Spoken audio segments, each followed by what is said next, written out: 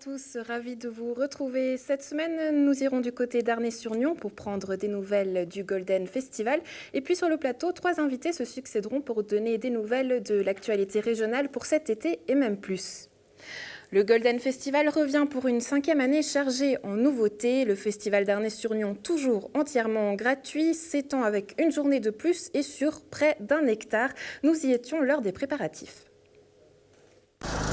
Tout roule pour le Golden Festival. De retour les 29 et 30 juin et 1er juillet, le festival d'Arnay-sur-Nion fête ses 5 ans. Alors le Golden, ça a été créé ici donc à Arnay-sur-Nion en 2012, l'amicale du jus de pomme. Et puis en 2013, on a décidé de faire notre premier festival, notre premier Golden Festival. Et puis avec une bande de potes, simplement. Depuis, il y a beaucoup de choses qui ont évolué. Petit à petit, on améliore à chaque fois les choses. Cette année, on a le terrain qui s'agrandit derrière nous. Et puis, on a une petite avancée de scène. Qu'est-ce qu'on a de plus une petite tonnelle Heineken. Et puis, on essaye toujours d'amener un peu d'animation sur le terrain. Parce que, voilà, à l'intérieur, il y a les concerts. À l'extérieur, c'était un petit peu vide et puis du coup on a aussi monté une grande nouveauté, c'est une petite scène extérieure avec des groupes de musique qui vont jouer là-dessus, entre les grands concerts on va dire. On aime tous la musique, on a des musiciens parmi nous, des batteurs, des joueurs de guitare et puis oui vraiment ça nous touche à cœur. Ce qu'on aime beaucoup c'est produire des petits groupes de la région pour les faire connaître. C'est plus intimiste de le faire ici que dans des grands festivals à notre sens. Alors on aimerait bien rester dans cette ambiance, on aimerait surtout rester gratuit parce que c'est important pour nous de nous positionner comme le festival gratuit de la région lyonnaise. Et puis on peut toujours s'agrandir un peu mais c'est clairement pas le but. Le but c'est de faire quelque chose toujours intimiste, de le faire bien comme il faut et de qualité. Comment est-ce qu'on arrive à garder cette gratuité ? On a des généreux sponsors qui nous aident et puis on fait beaucoup de choses nous-mêmes, on monte la scène nous-mêmes, on fait tout ce qui est multimédia nous-mêmes et puis ça permet d'économiser sur les budgets. On pourrait dire que c'est un festival maison ? C'est un festival maison, Madine Arnay-sur-Nion. Ouais. Autre nouveauté, la durée des festivités qui passe de 2 à 3 soirées. Jeudi soir, ce sera plutôt très électro avec des DJ.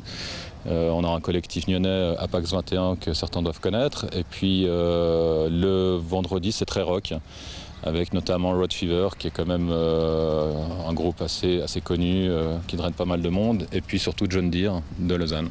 Samedi, ce sera une soirée beaucoup plus colorée. On aura toujours du rock avec Satan. Ensuite, on aura de la musique pop avec Take Me Home.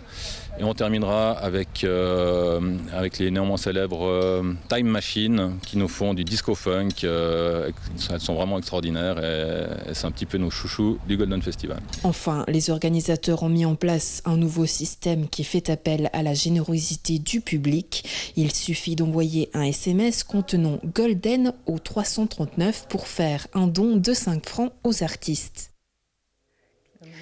Un concert de pleine lune aura lieu le dimanche 9 juillet à 20h. Brigitte Ravenel, bienvenue. À 21h, c'est vrai, 1 heure de plus. On y est. Vous avez créé l'événement, vous organisez et vous allez également chanter. Mais qu'est-ce qu'on pourra découvrir d'autre durant cette soirée ? Alors j'ai choisi cette année de rendre hommage à Charlotte Salomon, qui est née en 1917. Elle est morte ensuite à l'âge de 26 ans. Donc on fête le 100e anniversaire de sa naissance. C'est une artiste que j'ai rencontrée lors d'une exposition à Nice et qui m'a bouleversée. Pourquoi ? Eh bien, elle m'a bouleversée de par son énergie de vie, son goût de vivre malgré tout, c'est ça. Elle vient d'une famille dans laquelle, dans la lignée de sa mère, tous les membres de sa famille se sont suicidés. Et en plus, elle vit toute la montée du nazisme, puisqu'elle est juive. Elle va s'exiler à Nice. Et là, 2 ans avant d'être déportée, elle va peindre sa biographie. Charlotte Salomon est berlinoise.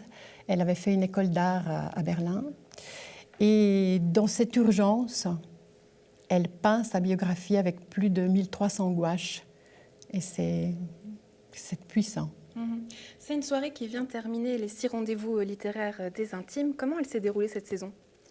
Elle s'est déroulée merveilleusement bien. C'est toujours des très très belles rencontres et où toutes les lectures aussi étaient choisies. Il y avait un fil rouge justement, cet absolu, cette urgence de dire, de s'exprimer. Et ça s'est très très bien passé. On vous connaît évidemment pour vos talents à la chanson artiste lyrique. Qu'est-ce que vous allez interpréter du coup cette soirée-là? Alors c'est une soirée très, très variée, très riche. Donc elle va s'ouvrir dans un premier temps avec un ensemble de musique klezmer, les Nuits de Bessarabie. Et puis au milieu de cette soirée, il y a une création, justement en hommage à Charlotte. On s'est inspiré de la lettre qu'elle a écrite juste avant d'être déportée à son grand amour à Berlin.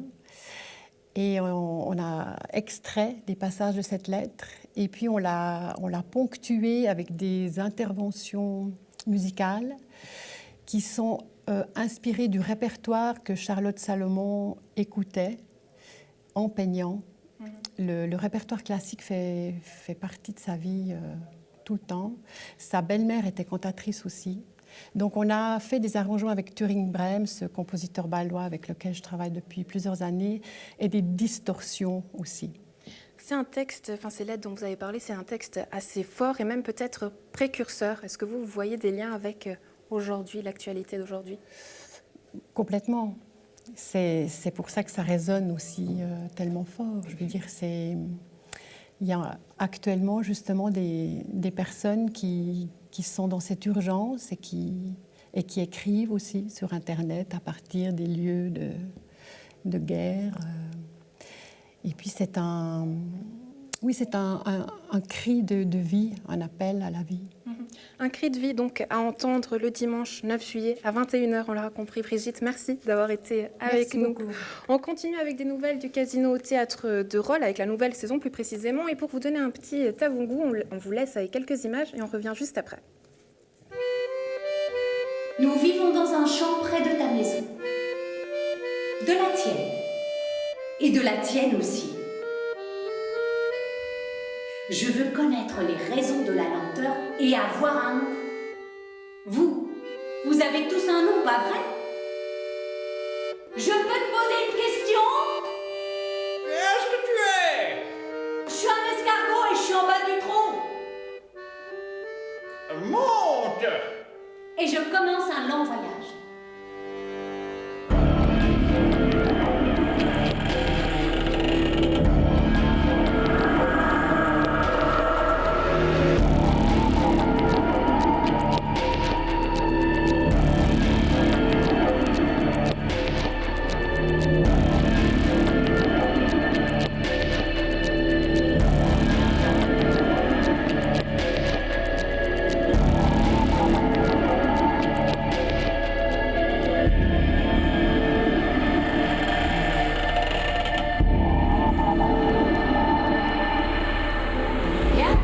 Willkommen in der Schweiz.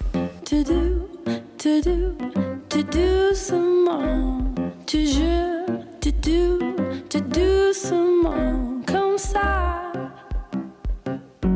La vie, c'est épatant. Unverhältnismäßig. Die Leute. Kompetenzzentrum Zimmermann. Ihr Privatleben geht mich etwas an.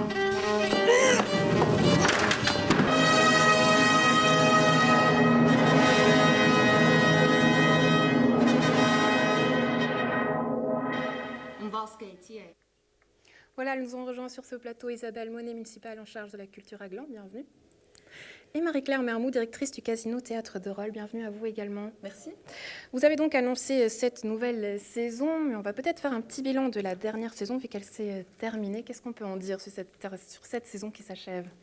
C'est une saison qui s'est très bien déroulée, qui voit le public en constante augmentation, qui nous permet, depuis maintenant 5 ans et demi qu'on est actif, de prendre des risques sur des créations, des risques sur des sujets peut-être plus difficiles, des spectacles parfois plus engagés, tout en gardant toujours cette envie de proposer des spectacles qui ont un côté ludique, mais qui questionnent. Donc je suis ravie de voir que le public nous a suivis. Et puis la nouveauté de la saison a été vraiment l'arrivée de cette fête de la danse qu'on a d'ailleurs co-organisée avec la ville de Gland. C'était une très belle aventure. On a eu la malchance ou la chance de commencer notre première édition avec de la pluie, et de la pluie. Mais les gens étaient là, les gens étaient ravis, et il y avait une atmosphère magnifique. Et ça, c'est un excellent moyen de faire venir des gens qui ne viennent jamais au théâtre dans les lieux de représentation pour vivre quelque chose qui leur appartient. Et avec cette nouvelle saison, une bonne nouvelle également, puisque le Conseil régional du district de Nyon vous a accordé un budget supplémentaire, 20 000 francs par année. Comment est-ce que vous allez utiliser cet argent ? Alors c'est vrai qu'on est depuis 2011 une toute petite équipe. Au départ, j'étais toute seule avec un responsable technique à 30%. Un adjoint m'a rejoint en 2013. Et on est toujours une petite équipe. On est 2 personnes à 70%, plus le 30% de notre responsable technique. Donc clairement, ce qu'on a besoin maintenant d'asseoir, c'est une stabilité dans l'équipe, c'est de continuer la professionnalisation de ce lieu. Donc on va augmenter un petit peu le taux horaire des différents collaborateurs. On va se doter aussi d'outils de communication un petit peu plus riches. La ville de Rolle projette de prévoir de l'affichage culturel, donc ce sera des coûts supplémentaires pour nous. Puis de pouvoir communiquer plus largement, de pouvoir payer un peu plus d'espace de publicité. Donc ce sera la communication, les ressources humaines, en gardant la même enveloppe pour l'activité de production artistique. Si on revient sur cette programmation, 15 productions, dont 4 créations, pourquoi avoir choisi de peut-être faire un peu plus de fait maison ? Fait maison. Je ne sais pas si c'est le mot fait maison, parce que on est un théâtre coproducteur, pas producteur. La différence, pour que tout le monde comprenne, c'est qu'un théâtre producteur va engager les artistes, va les salarier et va porter tous les coûts et tous les risques de la production. Quand on est coproducteur, on engage une compagnie, on s'engage avec une compagnie dans un projet, et c'est la compagnie qui va chercher les fonds, et nous, on met une partie, on leur met le théâtre à disposition. Alors pourquoi privilégier la création ? Il y a 2 aspects. Le premier, c'est que les spectacles ensuite partent en tournée avec le nom du théâtre et le nom de la région et de toutes les structures, plus de visibilité. Et puis, ça fait vivre le lieu aussi, ça fait que des artistes vivent à Rolle, consomment à Rolle, et s'approprient ce lieu. Donc ça donne une synergie à la fois à l'interne de la ville, mais aussi une visibilité à l'externe. Donc Et puis nous, c'est très agréable de vivre avec des artistes pendant un mois. Je reconnais, c'est une autre aventure. Et puis peut-être aussi une place plus grande à la Suisse. Je pense notamment avec la première le 22 septembre, Amour absolument, ou comme on l'a vu dans les extraits, Formulaire CH. Donc plus proche de chez nous. C'est pas un choix. Je me suis pas dit en construisant ma saison, je vais prendre plus de Suisse. C'est les circonstances, c'est les projets qui ont fait ça. Alors l'Amour absolument, c'est un texte d'une auteure qui a vécu à Rolle pendant de nombreuses années, qui s'appelle Isabelle Guisan, qui porte un nom que tout le monde connaît. C'est une femme qui a une bonne 60aine d'années et qui a grandi elle-même dans une famille avec beaucoup de codes, beaucoup de carcans, une maman engagée dans un mouvement de pensée, je dirais, et un père très strict. Et puis c'est un sujet qui l'a toujours tenu à cœur, de comprendre comment on grandit, surtout quand on est une fille dans les années 60, et en se créant sa propre histoire, ses propres cadres. Et elle a vu un reportage sur les sectes, sur l'endoctrinement, sur ces mouvements que des gens se sont appelés à suivre. Et elle s'est dit, je vais creuser là-dessus. Elle a fait une enquête, elle a écrit un texte qui est magnifique, qui est très fort, qui est des fois perturbant, sur le rapport de chacun de ces êtres à l'endoctrinement qu'ils ont vécu, et s'ils s'en sont sortis, comment ils s'en sont sortis, et s'ils ne se sont pas sortis, comment ils vivent avec. Voilà, donc ça, c'est un projet. L'autre, Formulaire CH, c'est une équipe d'artistes suisses alémaniques qui sont bernoises, qui ont écrit un spectacle sur les assistantes sociales qui encadrent et qui accueillent les requérants d'asile. Donc ce projet a énormément tourné en Suisse alémanique, à la fois sur son aspect social, politique et aussi ludique, parce que le spectacle est quand même très vivant, très drôle. Et elles ont décidé de le traduire. Voilà. Donc à Rolle, malgré l'extrait que vous avez vu sous-titré en français, à Rolle, il sera joué en français. Ce sera la première romande à Rolle. Et ensuite, il partira notamment à Lausanne. Et je crois qu'ils ont 2 ou 3 autres dates ailleurs. Donc c'est un projet engagé, clairement, sur une question qui touche tout le monde. On a tous un avis sur l'asile qu'on offre à des requérants pour des raisons économiques, des raisons politiques, des gens qui doivent fuir leur pays parce que c'est la guerre. Et comment la Suisse se positionne et comment les gens qui sont censés appliquer les règles, les lois, vivent ça, de se trouver face à une famille et puis de devoir leur dire non, vous devez rentrer. c'est ce parcours-là qu'elles ont voulu raconter, c'est comment ça se vit à l'intérieur des fonctionnaires fédéraux, en fait. Et puis, vous avez parlé de la fête de la danse, qui revient cette année encore. La danse avec contrôle aussi, qu'on a vu dans les images tout à l'heure. Marie-Claire Mermoz, est-ce que vous faites partie de ces gens qui pensent que la danse n'a pas assez sa place en Suisse, dans les théâtres, dans les salles de spectacle ? Je ne dirais pas forcément en Suisse. Dans les grands centres urbains que sont Zurich, Lausanne, Genève, ce n'est plus un sujet de discussion. La danse existe, elle est très vivante. La danse s'exporte beaucoup de Suisse, ça il faut le savoir. Pro Helvetia a beaucoup soutenu et a raison, parce que maintenant nos compagnies tournent beaucoup. Par contre, c'est un petit peu moins le cas dans les régions intermédiaires, qu'est la côte notamment. C'est vrai qu'on a peu déjà de compagnies de danse qui sont installées sur la côte. Et puis, on n'a pas un public qui a forcément le réflexe de venir chez lui voir de la danse. Ça ne veut pas dire qu'il n'y a pas le public. Je ne suis pas sûre qu'il n'y ait pas le public. Mais le public a pris ses habitudes d'aller à Lausanne, d'aller à Genève, d'aller à Béjar. Il a moins l'habitude de venir chez nous. Et vraiment, en tout cas, du côté de Rolle, mais je pense que c'était pareil à Gland, la volonté, elle était à la fois d'offrir une activité au public où ils participent, parce que c'est ça qui est formidable dans la fête de la danse, mais aussi qui leur permet de laisser tomber les a priori sur la danse contemporaine, parce qu'il y en a quelques-uns quand même, et de se dire, je peux pratiquer de la danse, mais je peux aussi, du coup, apprécier de la danse contemporaine, et je n'ai pas forcément besoin qu'on me donne tous les sous-titres pour que je comprenne. Donc oui, maintenant, en parallèle de cette fête de la danse, cette saison, on programme un peu de danse dans notre saison. Et Contrôle, c'est en fait la suite d'une des productions qu'on a eues pendant la fête de la danse, qui s'appelait Équilibre, une compagnie qui vient de Sainte-Croix, qui s'appelle la compagnie Idem, qui est portée par deux artistes, un jeune homme, je dirais jeune homme, oui, Clément Bugnon, qui vient de Sainte-Croix et qui est parti faire ses études de danse en Allemagne, et qui s'est associé à un Allemand, Matthias Kass, et qui ont créé cette compagnie basée à Sainte-Croix. Donc il faut déjà être courageux pour se baser à Sainte-Croix. Et qui commence maintenant à rayonner. Et donc le projet Équilibre était un digest du spectacle Contrôle, qu'on verra du coup en entier. Il y avait 2 personnes dans Équilibre, ils sont 5 sur Contrôle, et c'est sur vraiment le rapport que chacun a au contrôle, qu'on a sur lui-même, qu'il a de lui-même et qu'il impose aux autres, et comment c'est en fait toutes les limites de la liberté de l'un qui s'arrêtent, ou comment celle de l'autre, c'est un peu ça, et comment on peut faire pression sur l'un ou sur l'autre. Merci pour toutes ces précisions, Marie-Claire. Donc, à découvrir à partir du 22 septembre. Et les terrasses, déjà, les 18 et 19 août prochains, concert gratuit sur la terrasse du théâtre. Évidemment, on n'oublie pas. Ouais. Et puis, on continue avec du cinéma cette fois-ci, le cinéma open air de Gland qui aura lieu du 11 au 15 juillet. On salue Patrick Dantan, programmateur, qui n'a pas pu être présent avec nous, monsieur cinéma de la région. Isabelle Monet, vous êtes là donc justement pour nous en parler. Qu'est-ce qu'on pourra voir pour cette 6e édition ? Oui, alors merci de m'accueillir. Cette 6e édition va être riche. On va commencer le 11 juillet avec un film que peut-être pas mal de gens ont vu, mais je pense que ça fera plaisir de le revoir. C'est Demain, tout commence avec Omar Sy. Ensuite, on va passer à Pirates des Caraïbes, qui sortira tout récemment. Au niveau du jeudi soir, c'est un très beau film, Lion. Le vendredi 14 juillet, Spider-Man, aussi un film qui sera tout juste sorti. Et puis le samedi soir, alors là, on fait vraiment la soirée conviviale, familiale, avec Moi, Moche et Méchant, qui sera sorti juste 2 jours auparavant. Plein de blockbusters à découvrir. Mais le but de ces soirées, c'est de créer des événements et pas seulement d'aller voir des films, mais également de proposer des concerts. Tout à fait. Alors, dès 19h, la population peut venir dans la cour du théâtre de Grandchamp.